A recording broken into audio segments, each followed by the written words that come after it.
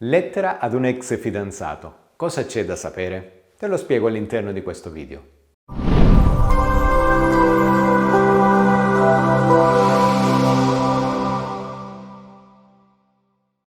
Ciao da Domenico Iapello e benvenuta all'interno di questo nuovo video nel quale voglio dirti alcune cose fondamentali quando si vuol scrivere una lettera al proprio ex fidanzato.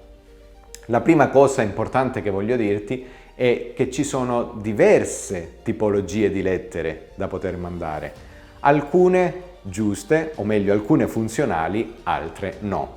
Tra quelle che sono disfunzionali, in realtà per la riconquista, al fine di tornare insieme, sono quelle che ripercorrono i bei momenti insieme, per così dire, che parlano di amore, che parlano di sentimenti, di dolcezza, di quello che è stato il vissuto insieme, di momenti che comunque vi hanno tenuti uniti, ok? Queste lettere sono disfunzionali, per ora mettiamole da parte.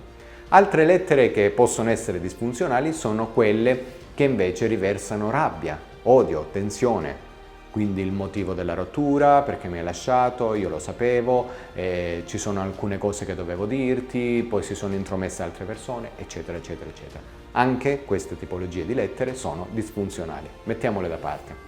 Io ora voglio spiegarti invece la tipologia di lettera che può funzionare, quella che può produrre veramente risultato. In realtà è molto semplice, basterebbe anche un semplice messaggio piuttosto che una lunga lettera, perché considera 3-4 punti fondamentali. Il primo fra tutti è il ringraziamento. La lettera deve iniziare proprio così: ti ringrazio per, e metti una serie di motivazioni che possono essere anche: ti ringrazio per il tempo che abbiamo passato insieme, per tutte le cose belle che abbiamo vissuto. È diverso dalla lettera che ti spiegavo prima, che appunto ripercorre tutti i momenti insieme. No, ti ringrazio per quei momenti, ok? Mi dispiace per come è andata a finire, quindi questa è un'altra fondamentale, chiamiamola forma di comunicazione che bisogna inserire all'interno della lettera. Quindi mi dispiace per quello che è accaduto tra di noi, mi dispiace per come siano andate le cose, mi dispiace per il fatto che non ci siamo capiti, eccetera, eccetera, ok?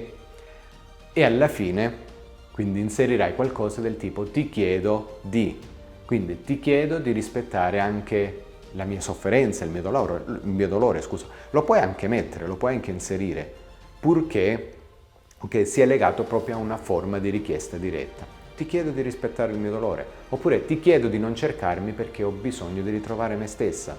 Ecco, queste sono le parti fondamentali di una lettera. Che sia un messaggio WhatsApp, che sia un'email, che sia una lettera, è importante che sia funzionale, ok? Quindi abbiamo cercato di capire cosa non funziona e cosa funziona, ora il resto a te. Prendi carta e penna e inizia a scrivere. Se hai bisogno di approfondire insieme a me, in descrizione di questo video trovi tutti i dettagli, quindi link ai mini corsi gratuiti e non solo, il numero di assistenza WhatsApp per il mezzo del quale è possibile confrontarti insieme a me.